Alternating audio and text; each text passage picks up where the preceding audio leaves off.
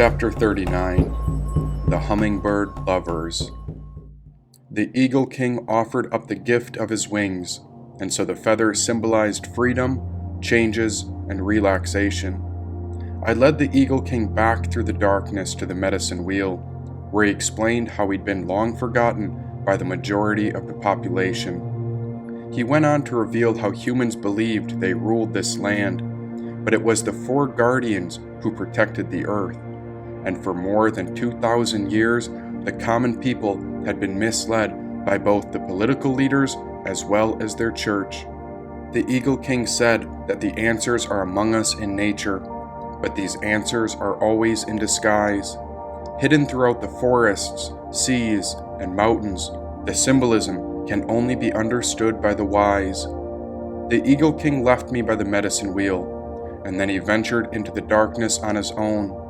But the last thing he said was this: "How will you ever know what you're capable of unless you embrace and enter into the unknown?" Late in the night, while darkness continued to cover the land, I reached into the medicine bag and pulled out a Bible, and there I read the book of Ezekiel, who once was a fellow human man.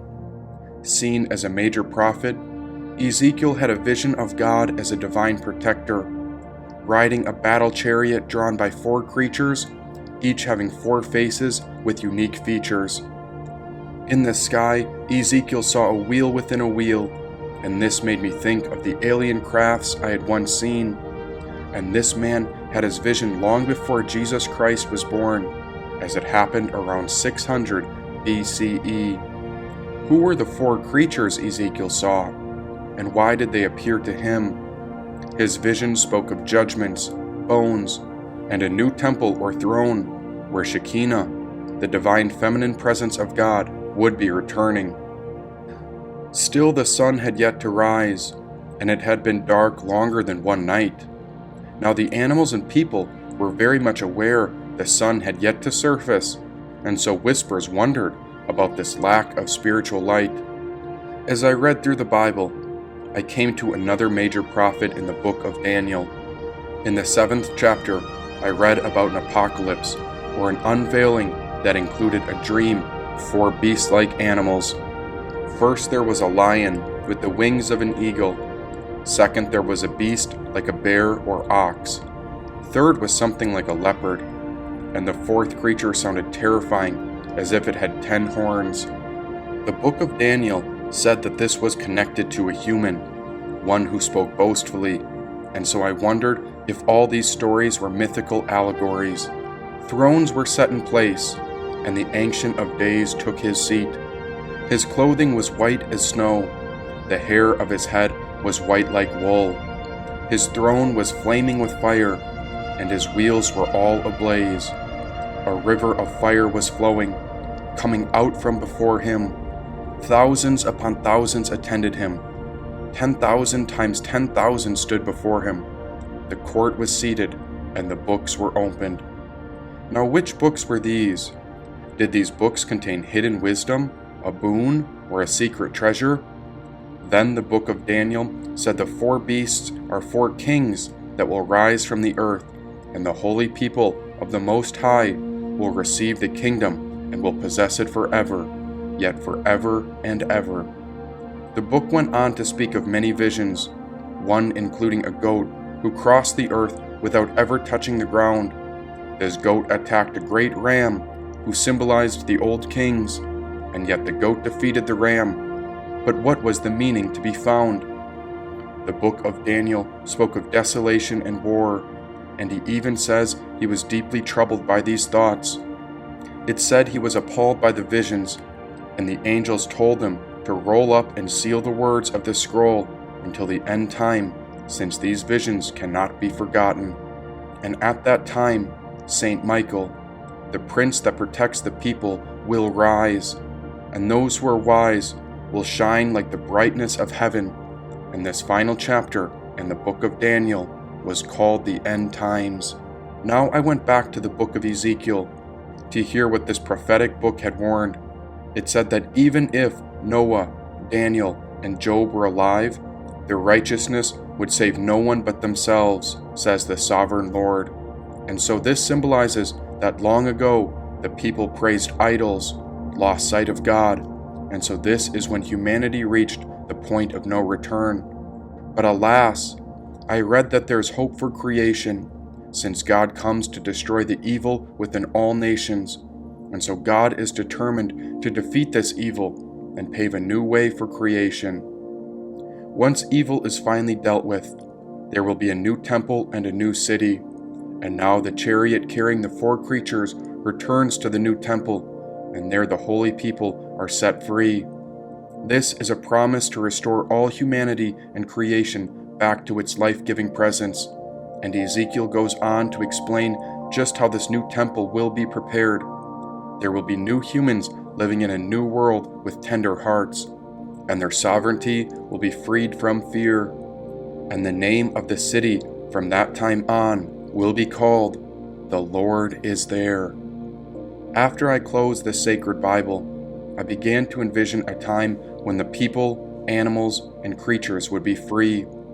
I envisioned the chariot carried by the 4 creatures, and so my intuition led me back to the sea.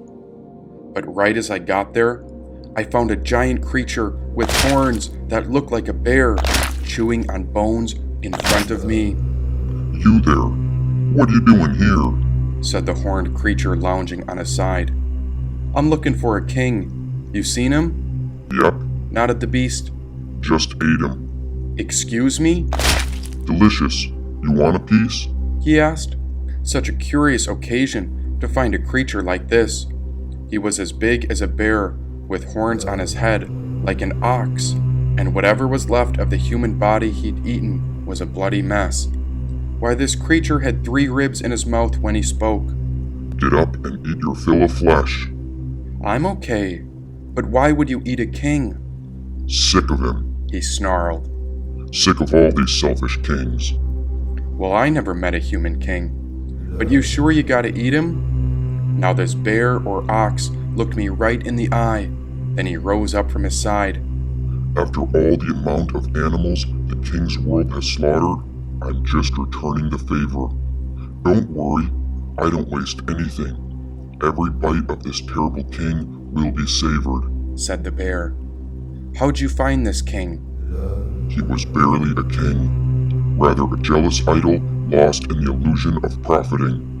He abused the masses, and he ruled over a pyramid scheme. He thinks he lived the right way, but his ego gripped the world so tight, he unknowingly pushed the people into extremes. He held so much control, to the point he couldn't let go. He was so gripped by his ego that he bombed the world, and that's the sign when it's time to be overthrown. And the reason it's still dark is because someone summoned my release. When I awoke, I knew I had to get that nasty king, and so let us celebrate this day as a great feast," said the beast.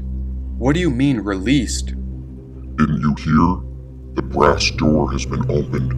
Rumor says there's a medicine man who walks these woods, and this is the spiritual self that has finally awoken," said the beast.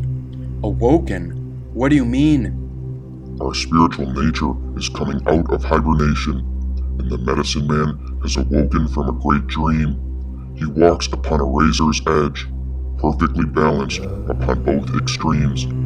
A shift opened the brass door.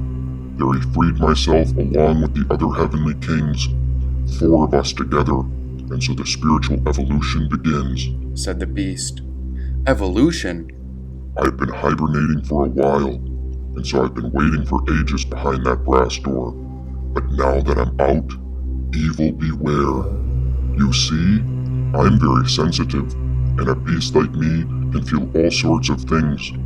God would never hurt a soul, but God needs somebody to get rid of all the wicked earthly kings. I'm aligned with the vultures, and so we're the cleanup crew who eats the nasty ones who commit terrible sins.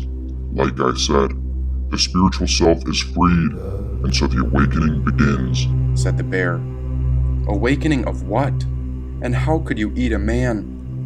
"If I didn't destroy this human, he was going to destroy not only his people, but the animals, plants, and the entire land," said the beast.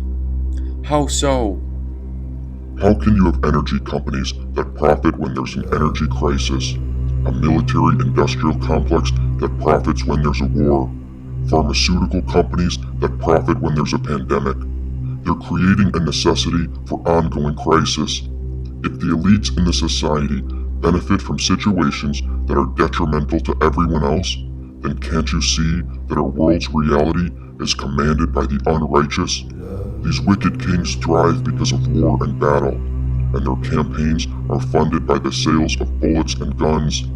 These politicians partner with the pharmaceutical companies who are the drug dealers that fuel the world, and so this is what reality has become, said the beast. I stayed silent until I heard the half-ox, half-bear bite down through what was left of the man's leg, and I had to look away when I saw the blood still coming out from the dead king's severed head. Even though it's been ages since someone let us out, trust me when I say I'm a protector of this land. This king's death is a sign that the hibernation is over, and without a doubt, I'll take down the wicked ones, be it a creature, woman, or man, said the beast. But killing seems extreme. Isn't there another way? I'm afraid this is just the beginning, and so the old debts must be paid. Now that the 4 heavenly kings are loose, we're going to do whatever it takes until only peace on earth remains. Please don't think of us as cruel or nasty. It's more so that I don't fancy the ways of the corrupt women and man. And I already know humans will kill whoever it takes to survive. But I promise, if I have to, I'll bring every last one of them to their end, said the beast. Then is anyone safe? Let me explain, said the beast. He took another bite, but I was too stunned to speak. Was he going to eat me too? And now this half-bear, half-oxen began to eat the dead man's oblique. You know, eating this man got me thinking, because some would say that my ferocious attitude has quite a lot of pride. But unlike the wicked leaders and corrupt businessmen, I'm willing to do anything so that all beings can thrive. See, I've changed my ways, and now I hunt with great respect, because I only kill anything that threatens the hummingbird lovers. So as long as you have the decency to care for Earth's creatures, then I won't kill you next, said the beast. Now this heavenly creature got excited, and he dropped the remains of the dead man. He began running in circles and acting quite goofy upon this land. Mind you, it was still pitch black, and I wondered if I should run. But this bearish beast had not threatened me, and now he appeared to be having so much fun. Come, let me show you what I've discovered. The Earth still has great hope, as long as there is space in life left for the hummingbird lovers, said the beast. He led me off the beaten path, where there was no trail. Wherever we were going, I couldn't remember where I was to catch any of the details. When we did arrive, I could barely see through the dark, but there up ahead, I saw 2 tiny hummingbird lovers that refused to be apart. First, you need to know that there are many forms of love. The ancient Greeks spoke of agape, non-erotic love. This is what the Bible calls brotherly love. Then there is eros, both in the sense of sexual love and the wider sense of love as the bonding and uniting urge of all things. The Romans spoke of amor, the complete union of one body and soul with another body and soul. These forms and all other forms of love are the living expression of the lover energy. Know that the lover, by whatever name, is the primal energy pattern of what we call vividness, aliveness, and passion. It lives through the great primal hungers of our species for sex, food, well-being, reproduction, creative adaptation to life's hardships, and ultimately, a sense of meaning. The lover's drive is to satisfy those hungers, said the beast.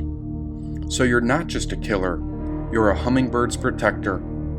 Well, I like to think of myself as a lover. The beast paused. The lover archetype is primary to the psyche also because it is the energy of sensitivity to the outer environment. It expresses what Jungians call the sensation function, the function of the psyche that is trained in all the details of sensory experience. the function that notices colors and forms, sounds, tactile sensations, and smells. The lover also monitors the changing textures of the inner psychological world as it responds to incoming sensory impressions. We can easily see the survival value of this energy potential for our distant, rodent-like ancestors who struggle for survival in this dangerous world, he said. So how does the lover show up in men today? How does he help us to survive and even flourish? What are the lover's characteristics? The lover in his or her fullness is the archetype of play and the display of healthy embodiment of being in the world, of sensuous pleasure, and being comfortable in one's own body without shame. Thus, the lover is deeply sensual, sensually aware and sensitive to the physical world in its entire splendor. The lover is related and connected to them all, drawn into them through this sensitivity. This sensitivity leads to feeling compassionately and empathetically united with them. For the man accessing the lover, all things are bound to each other in a mysterious way. He sees, as we say, the world in a grain of sand. This is the consciousness that knew long before the invention of holography that we live in. In fact, that a holographic universe, one in which every part reflects every other in immediate and sympathetic union. It isn't just that the lover energy sees the world in a grain of sand. He feels that this is so. You know, there once was a young boy who entered therapy at the insistence of his parents because, as they said, he was very strange. He was, they said, spending too much time alone. What this boy reported, when asked about this supposed strangeness, was that he would go on long walks in the forest until he found a secluded spot. He would sit down on the ground and watch the ants and the other insects making their twisted ways throughout the blades of grass, the fallen leaves, and the other tiny plants on the forest floor. Then, he said, he would begin to feel what the world is like for the ants. He would imagine himself as an ant. He would feel the sensations of the ant as it climbed over the pebbles, to him, huge rocks, and swayed precariously on the end of the leaves. Perhaps even more remarkable, the boy reported that he could feel what it was like to be the lichen on the trees and the cool, damp moss on the fallen logs. He experienced the hunger and the joy, the suffering and the satisfaction of the whole animal and plant world. The boy was accessing the hummingbird lover energy in a powerful way. He was instinctively empathizing with the world of things around him. Perhaps he was really feeling, as he believes he was, the actual experience of those things. I believe that the man accessing the lover is open to a collective unconscious, perhaps even vaster than that which Carl Jung proposed. Jung's collective unconscious is the unconscious of human beings as a collective species and contains, as Jung said, the unconscious memories of all that has ever happened in the lives of all the people that have ever lived. But if, as Jung suggested, the collective unconscious appears to be limitless, so why stop here? What if the collective unconscious is vast enough to include the impressions and sensations of all living things? Perhaps, indeed, it includes that some scientists are now calling primary awareness, even in plants. Eastern philosophers have said that we are like the waves on the surface of this vast sea. The lover energy has immediate and intimate contact with this underlying oceanic connectedness. Along with sensitivity to all inner and outer things comes passion. The lover's connectedness is not primarily intellectual. It is through feeling. The primal hungers are felt passionately in all of us, at least beneath the surface. But the lover knows this with a deep knowing. Being close to the unconscious means being close to fire, to the fires of life, and on the biological level, to the fires of the life-engendering metabolic processes. Love, as we all know, is hot, and often too hot to handle. The man under the influence of the lover wants to touch and be touched, He wants to touch everything physically and emotionally, and he wants to be touched by everything. He recognizes no boundaries. He wants to live out the connectedness he feels with the world inside, in the context of his powerful feelings, and outside, in the context of his relationships with other people. Ultimately, he wants to experience the world of sensual experience in its totality. He has what is known as an aesthetic consciousness. He experiences everything, no matter what it is aesthetically. All of life is art to him, and evokes subtly nuanced feelings.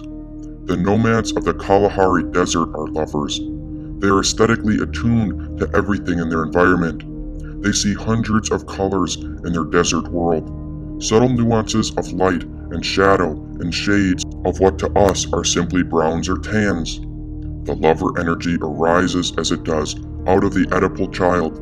It is also the source of spirituality, especially of what we call mysticism. In the mystical traditions, which underlies and is present in all world religions, the lover energy, through the mysteries, perceives the ultimate oneness of all that is, and actively seeks to experience that oneness in daily life, while it still dwells in a mortal, finite man. The same boy who could imagine himself as an ant also reported what we could see as the beginnings of mystical experience in his account of a particular feeling he had on certain occasions at a YMCA camp one summer. Once a week, the campers would be roused from their beds late at night and trek along the obscure forest paths in the pitch darkness to a central clearing, there to watch a reenactment of the ancient Native American songs and dances.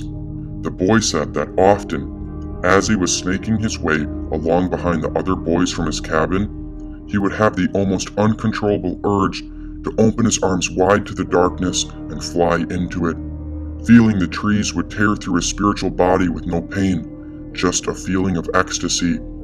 He said he felt like he wanted to be one with the mystery of the dark unknown, and with that threatening yet strange, reassuring night forest. These kind of sensations are exactly what the mystics of the world religions describe when they talk about their urge to become one with mystery.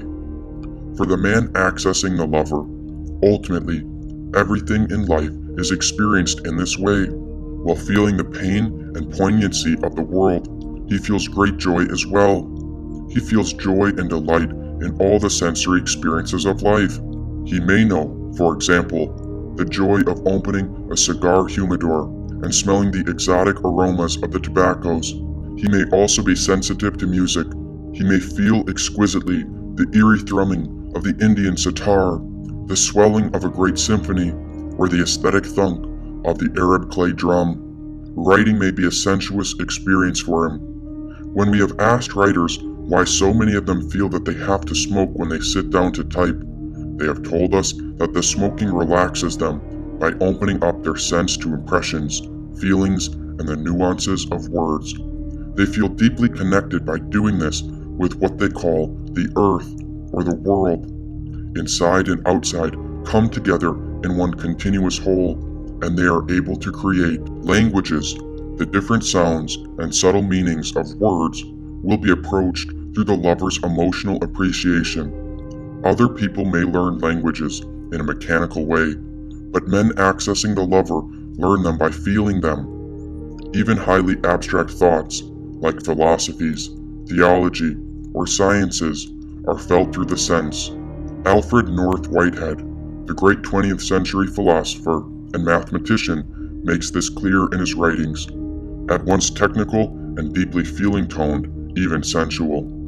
And a professor in the higher mathematics reported being able to feel, as he put it, what the fourth dimension is like. The man profoundly in touch with the lover energy experiences his work and the people on the job with him. Through this aesthetic consciousness, he can read people like a book. He is often excruciatingly sensitive to their shifts in mood and can feel their hidden motives. This can be a very painful experience indeed. The lover is not, then, only the archetype of joy of life. In his capacity to feel at one with others and with the world, he must also feel their pain. Other people may be able to avoid pain, but the man in touch with the lover must endure it.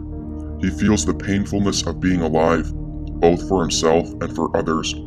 Here we have the image of Jesus weeping for his city, Jerusalem, for his disciples, for all of humanity, and taking the sorrow of the world upon himself as the man of sorrows, one acquainted with grief, as the Bible says. The man under the influence of the lover does not want to stop at socially created boundaries. He stands against the artificially of such things. His life is often unconventional and messy. The artist's studio, the creative scholar's study, the go-for-it boss's desk. Consequently, because he is opposed to law, in this broad sense, we see enacted in his life the confrontation with the conventional old tension between sensuality and morality, between love and duty, between, as Joseph Campbell poetically describes it, amor and Roma. Amor standing for the passionate experience, and Roma standing for duty and responsibility to law and order. The lover energy is thus utterly opposed, at least at first glance, to the other energies of the mature masculine. The lover's interests are the opposite side of the protector's, magician's, and the king's concerns for boundaries, containment, order, and discipline. What is true within each man's psyche is true in the panorama of history and cultures as well, said the second heavenly king. Now you speak about history and cultures, but how did we get to where we are now? The way of the lover, king, magician, and protector seems so obvious, but was there a time when this path was hidden or not allowed? In the history of our religions and cultures that flow from them, we can see this pattern of tension between the lover and the other archetypes of the mature masculine. Christianity, Judaism, and Islam, what are called moral or ethical religions, have all persecuted the lover.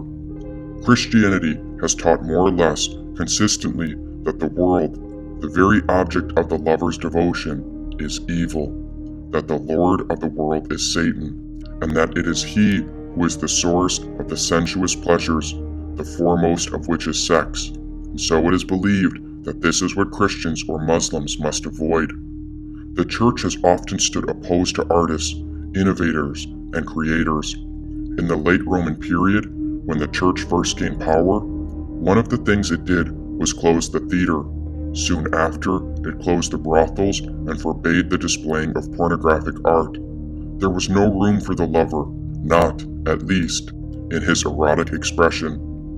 Following the ancient Hebrew practice, the church also persecuted psychics and mediums, people who, along with the artists and others, live very close to the image-making unconscious and hence to the lover. Here is a source of the witch burnings of the Middle Ages. Some of the witches, as far as the church was concerned, were not only psychic, that is, deeply intuitive and sensitive to impressions from the inner world of the nuanced feelings, but they were also nature worshippers. Because the church labeled the world of nature evil, the witches were believed to be worshippers of Satan, the lover. To this day, many Christians are still scandalized by one truly erotic book in the Bible, the Song of Solomon. It is a series of love poems based on ancient Canaanite fertility rituals, and it is pornographic in the best sense of the word. It describes the amour, the physical and spiritual bonding between a man and a woman. The only way that these moralistic Christians can accept the Song of Solomon is by interpreting it as an allegory of Christ's love for the church. Archetypes cannot be banished or wished away. The lover crept back into Christianity in the form of Christian mysticism through romantic and sentimental pictures of a sweet Jesus, meek and mild, and through the hymnal.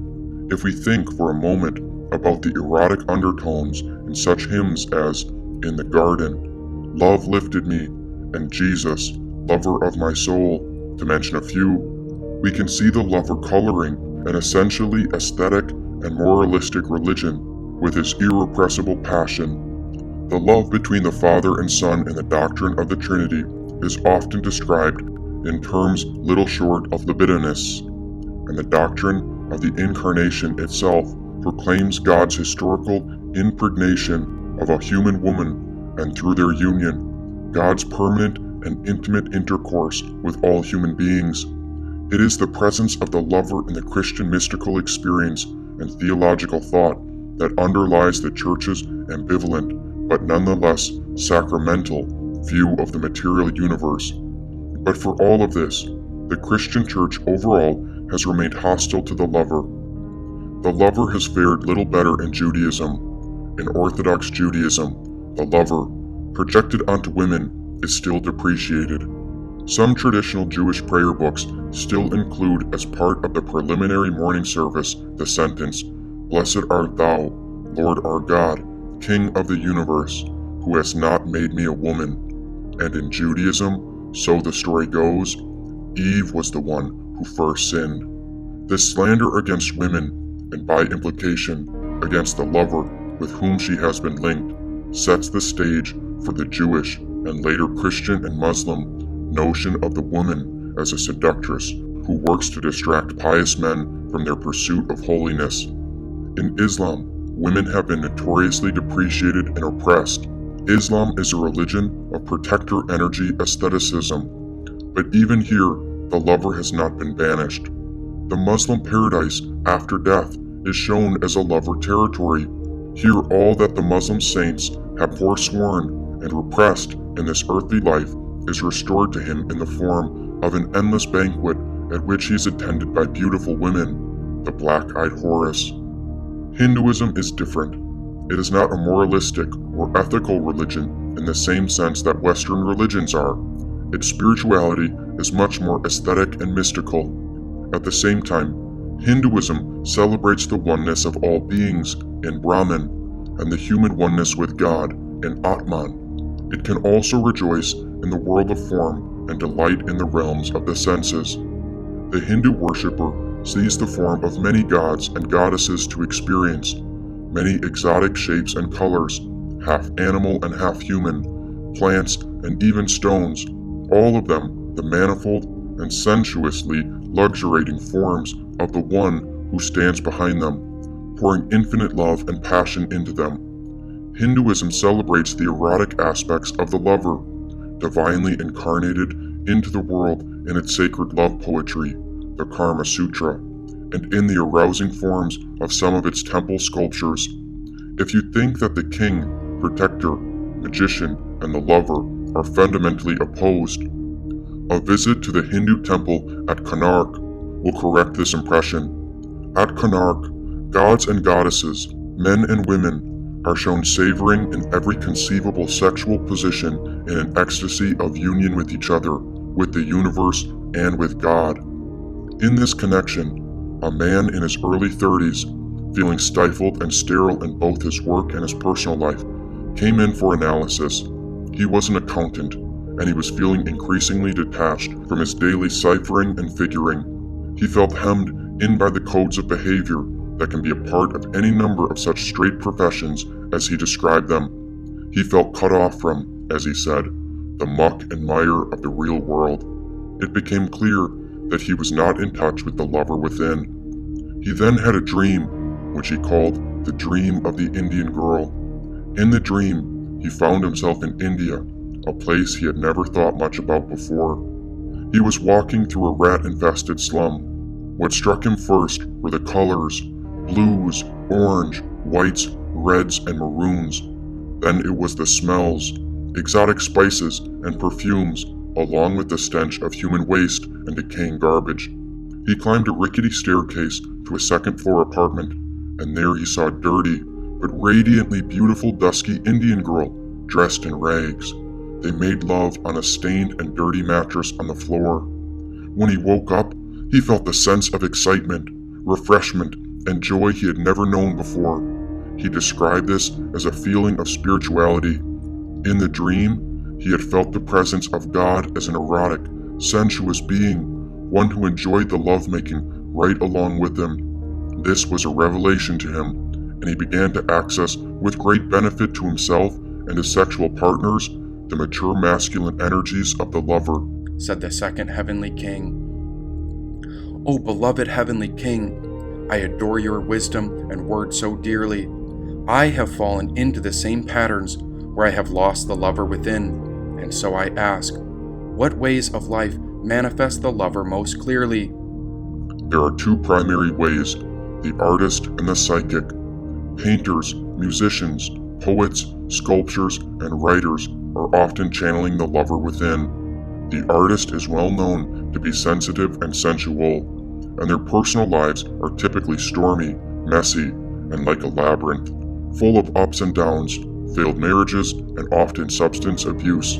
They live very closely to the fiery power of the creative unconscious. In a similar way, genuine psychics also live in a world of sensations and vibrations of deeply felt intuitions. Their conscious awareness, like that of the artist, is extraordinarily open to invasion from other people's thoughts and feelings and from the murky realm of the collective unconscious. They seem to move in a world behind or beneath the world of daylight common sense. From this hidden world they receive, often in the form of almost audible words, gusts of strong feelings, unaccounted for smells, sensations of heat and cold, not accessible to others, images of great horror and beauty, and clues about what is really going on with people. They may even receive impressions about the future. All those men who are successfully reading cards, tea leaves, and palms are accessing the lover who binds all things together under the surface, who even binds the future with the present. The businessman who has hunches is also accessing the lover.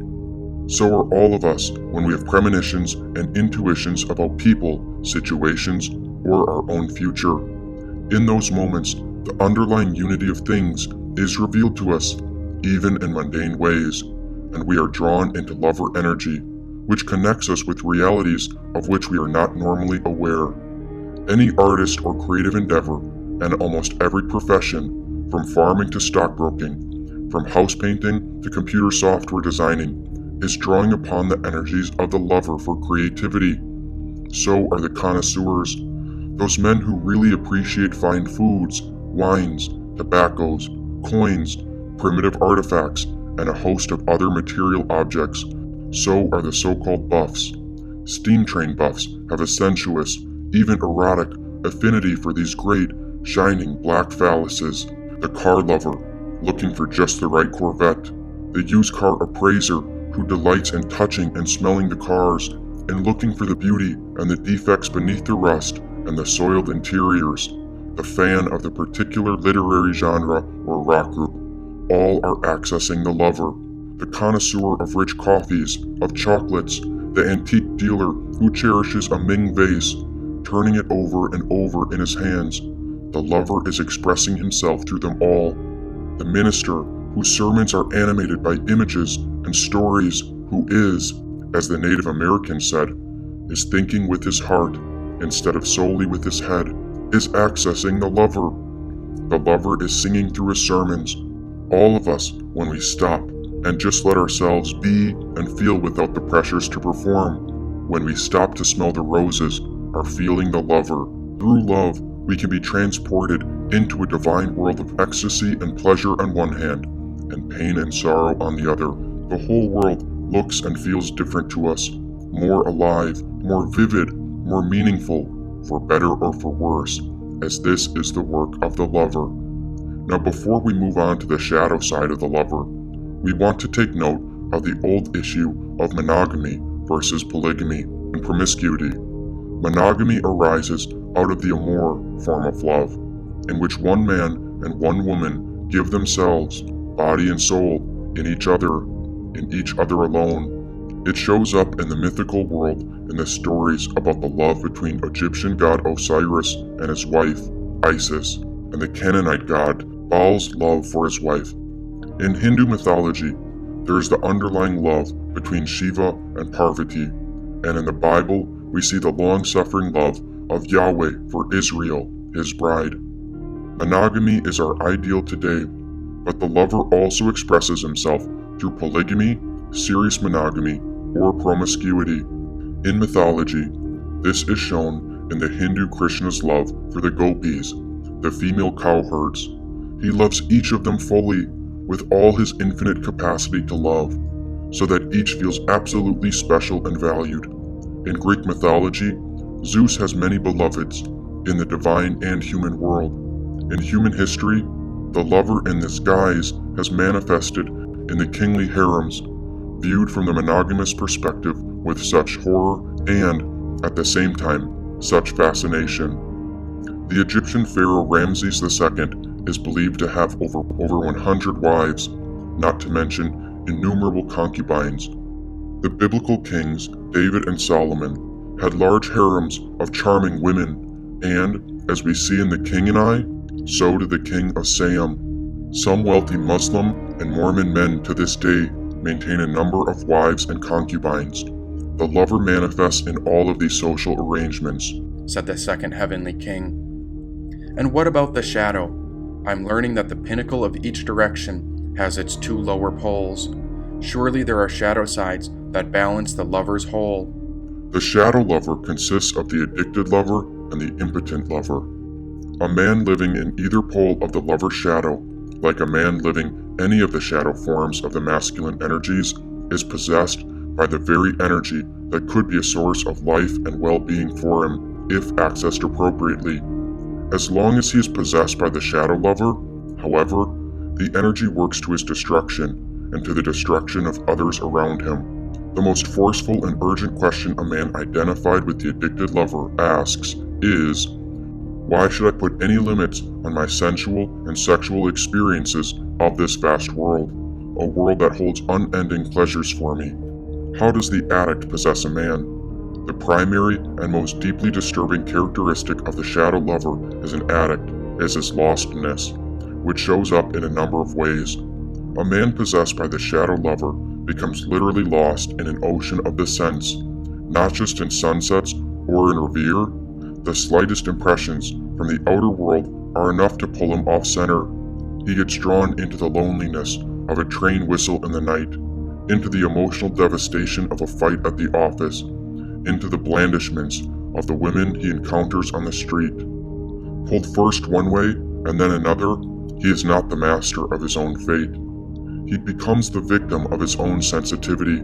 He becomes enmeshed in the world of sights, sounds, smells, and tactile sensations. We can think here of the painter Van Gogh, who got lost in his paint and canvases, and in the violent dynamicism of nighttime stars he depicted.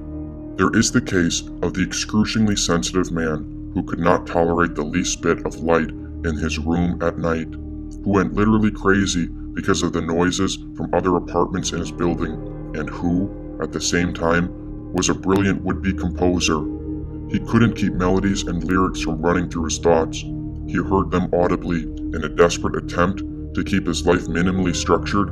He wrote hundreds of memoranda to himself and stuck them up around his apartment, on the mirrors, over his bed, on the coffee table, on the door frames. In a frenzy, he ran from one note to the other, typing frantically to meet every obligation. His life was chaos of oversensitivity. He was lost in his own senses. Another man was studying Hebrew at night school. Possessed by the addicted lover, he approached the language sensuously, delighting in every one of the strange characters and feeling profoundly every sound and the subtle nuances of the words. Eventually, he reached a point at which he was totally absorbed by his feelings, and he could not continue to learn. He couldn't achieve the detachment necessary to memorize. He lost that energy to take in even one more word, and though he had started at the top of his class, he soon fell to the bottom. He was not controlling and mastering the language, it was controlling him. He became an addict to Hebrew, a victim of the feelings he found in it. He became lost. One man had a love for vintage cars that exceeded his income. He was lured on and on, lost in their glistening beauty, oblivious to the drain on his finances, until the day harsh reality came knocking and he discovered he was bankrupt. Then he had to sell his beloved cars to keep himself afloat. There is a story of an artist who took the last money in his house, the money his wife needed to buy their 2 babies formula for the next week, and he spent it on grease pencils and pastels for the art projects he was working on. He loved his life and children, But as he said, he felt absolutely compelled to express his art. He got lost in it. Finally, he lost his family. These are stories of so-called addictive personalities, people who can't stop eating, or drinking, or smoking, or using drugs. A young man who was a heavy cigarette smoker was warned by his doctor to quit, or he was liable to get lung cancer. Though he wanted to live, he simply could not quit. He enjoyed the sensual satisfaction of the cigarette so much, he did die, smoking to the end, lost in the chemical and emotional addiction of tobacco. This lostness shows up in the way that the addict lives for the pleasure of the moment only, and locks up into a web of immobility from which we cannot escape. This is what is talked about as the sin of sensuality, and it's what the Hindus talk about as Maya, the dance of magic or illusion, the intoxicating dance of sensuous things that enchants and enthralls the mind, in the cycles of pleasure and pain. What happens when we are caught in the fire of love, roasting in the agony and the ecstasy of our own longings, is that we are unable to disincarnate, to step back, to act. We are unable to, as we say, come to ourselves. We are unable to detach and gain distance from our feelings. Many are the lives that are ruined because people cannot extricate themselves from destructive marriages and relationships. Whenever we feel ourselves caught in an addictive relationship, we had better be aware, because the chances are very good that we have become victims of the shadow lover. In his lostness, within and without, the victim of the active pull of the shadow lover is eternally restless. This is the man who is always searching for something. He doesn't know what it is he's looking for, but he's the cowboy at the end of the movie, riding off alone in the sunset, seeking some other excitement, some other adventure, unable to settle down. He has an insatiable hunger to experience some vague something that is just over the next hill. He is compelled to extend the frontiers not of knowledge, but of his sensuality, no matter what the cost of the moral man who badly needs, as all mortal men do, merely human happiness. Here's where we see Don Juan syndrome, and where we can touch base with the monogamy or promiscuity issue again. Monogamy can be seen as the product of a man's own deep-rootedness and centeredness. He is bounded, not by external rules, but by his own inner structures, his own sense of his masculine well-being and calm, and his own inner joy. But the man moving from one woman to another, compulsively searching for he knows not what, is a man whose inner structures have not yet solidified. Because he himself is fragmented within and not centered, he is pushed and pulled around by the illusory wholeness he thinks is out there in the world of feminine forms and sensual experiences. For the addict, the world presents itself as tantalizing fragments of a lost whole. Caught in the myriads of forms, as the Hindus say, he can't find the oneness that would bring him calm and stability. Living on the finite side of the prism, he can only experience light in its dazzling but fractured rainbow hues. There is another way of talking about what the ancient religions called idolatry. The addicted lover unconsciously invests the finite fragments of his experience with the power of the unity, which he can never experience.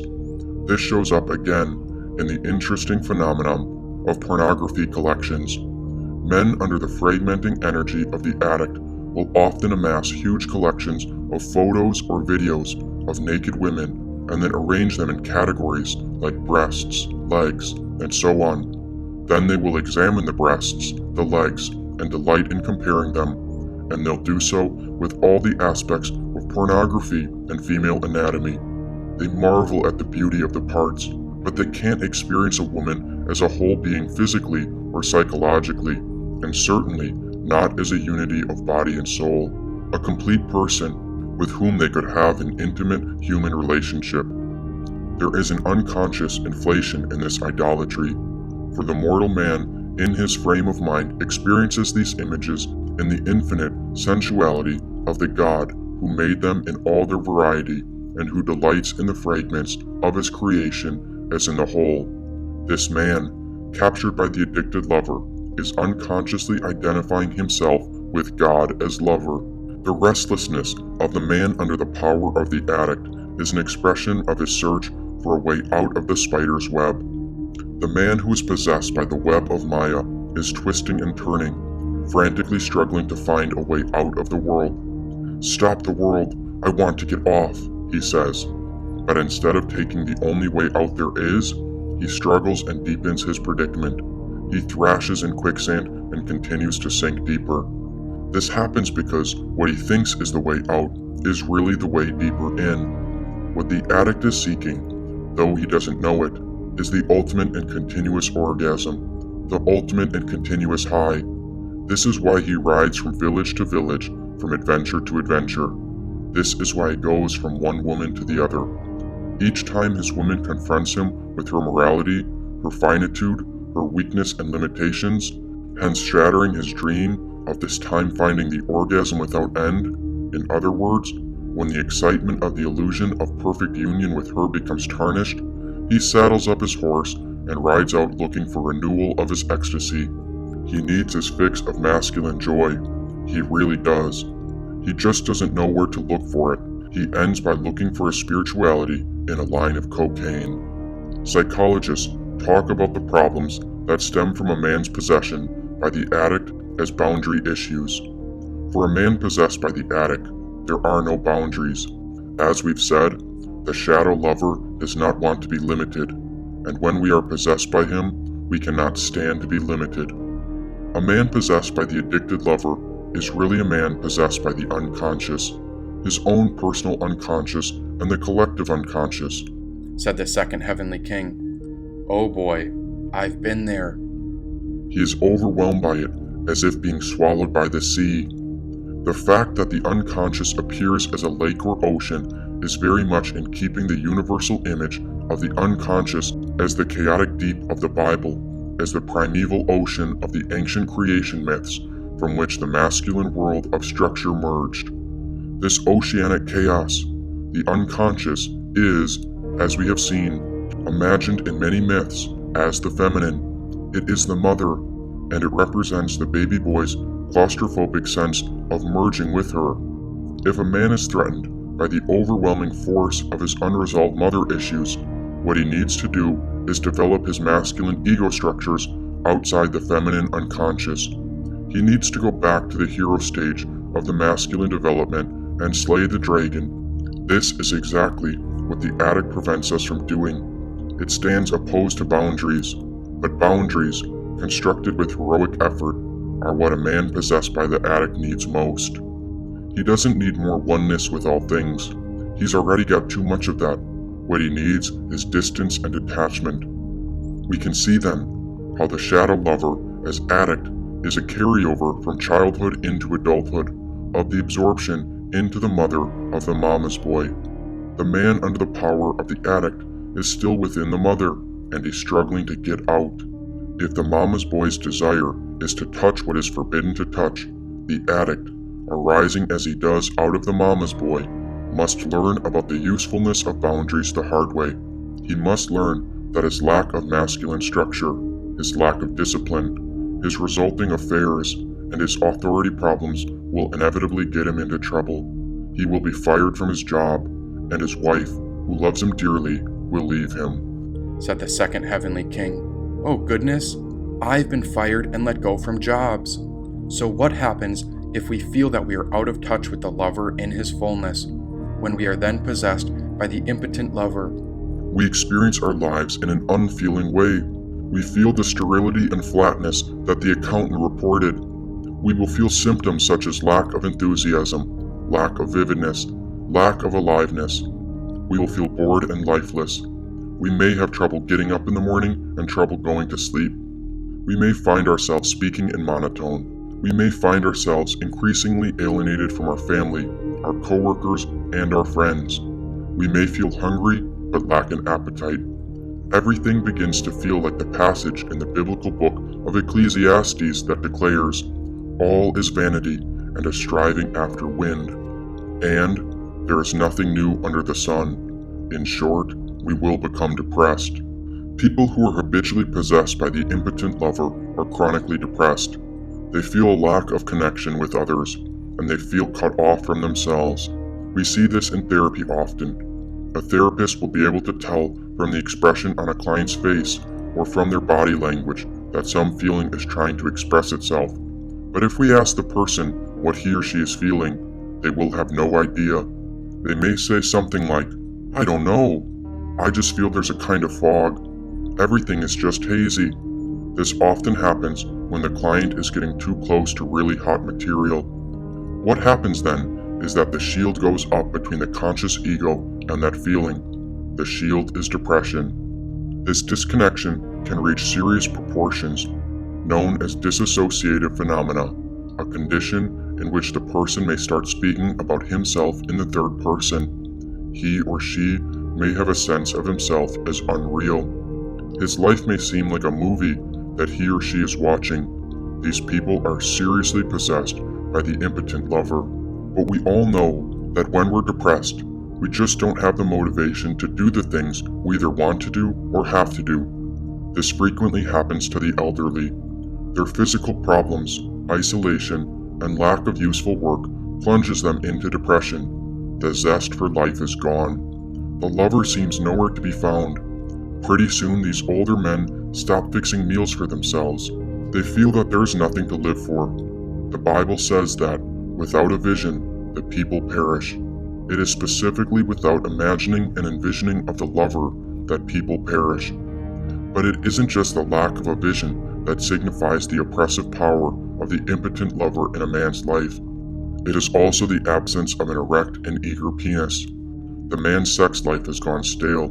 He is sexually inactive. Such sexuality inactivity may stem from a number of factors: boredom and lack of ecstasy with his maid, smothering anger out of his relationship, tension and stress on the job, money worries, or the sense of being emasculated by the feminine or by the other men in his life. In conjunction with the impotent lover, this man is either regressed into a pre-sexual boy, or he is mainlining either the protector or the magician, who are the last two heavenly kings. His sexual and sensual sensitivity has been overwhelmed by other concerns. As his sexual partner becomes more demanding, he withdraws even further into the passive pole of the lover shadow. At this point, the opposite pole of the archetypal shadow release him by propelling him into the addict's quest for the perfect satisfaction of his sexuality beyond the mundane world of his primary relationship," said the second heavenly king. Of course. So we may drift from one of the lower poles to the other. But tell me, great guardian and protector of love, how can we access the lover? You got a chalice or a cup? A cup? I reached into the medicine bag and pulled out the chalice. Yup. Fill it up, said the second heavenly king. This beast had some honey, and so he mixed it with water. Then at once the hummingbirds flew over and began to drink. Yes, now I was accessing the lover. In many shamanic societies, if you came to a shaman or medicine person complaining of being disheartened, dispirited, or depressed, they would ask one of 4 questions. When did you stop dancing? When did you stop singing? When did you stop being enchanted by stories? When did you stop finding comfort in the sweet territory of silence? Wherever we have stopped dancing, singing, being enchanted by stories, or finding the comfort in silence is where we have experienced the loss of soul. Dancing, singing, art, creativity, storytelling, and silence are great universal healing medicines. If we are appropriately accessing the lover, but keeping our ego structures strong, we feel related, connected, alive, enthusiastic, compassionate, empathetic, energized, and romantic about our lives, goals, work, and our achievements. It is the lover, properly accessed, that gives us a sense of meaning, what we have been calling spirituality. It is the lover who is the source of our longings for a better world for others and ourselves. The lover is an idealist and the dreamer. He is the one who wants us to have an abundance of good things. I have come to bring you life, that you might have it more abundantly, says the lover. The lover keeps the other masculine energies humane, loving, and related to each other and to the real life situation of human beings struggling in a difficult world.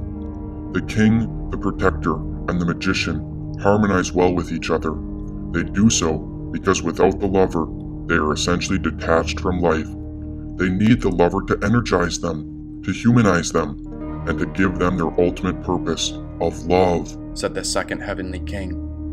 And when I think of creation, no life would appear without love, for the sex connection is creation, and this is where all beings come from. Yes, and just as the king, the protector, and the magician need the lover needs them as well. The lover without boundaries is in his chaos of feeling and sensuality, needs the king to define limits for him, to give him structure, to order his chaos so that it can be channeled creatively. Without limits, the lover energy turns negative and destructive. The lover also needs the protector in order to be able to act decisively, in order to detach, with the clean cut of the sword, from the web of immobilizing sensuality. The lover needs the protector to destroy the illusions, delusions, and idols which keeps him fixated, and the lover needs the magician to help him back off from the ensnaring effect of his emotions in order to reflect, to get more objective perspective on things, to disconnect, enough at least to see the big picture and to experience the reality beneath the seeming. Tragically, the unrelenting attacks on our vitality and on our shining begins in our early years. Many of us have repressed the lover in us that it has become very hard for us to feel passionate about anything in our lives. The trouble with most of us is not that we feel too much passion, but that we don't feel passion at all. We don't feel our joy. We don't feel able to be alive and to live our lives in the way we wanted to live them when we began. Now the secret key is when we become united with the present moment, to observe our surroundings, to notice where we are without thinking about the past or the future, to be here now, embracing the reality of this moment, embracing all that is around us.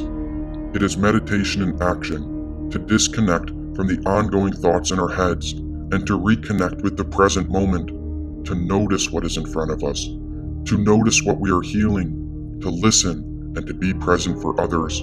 We may even think that feeling, and in particular our feelings, are annoying encumbrances and inappropriate for a man. But let us not surrender our lives. Let us find the spontaneity and the joy of life inside ourselves.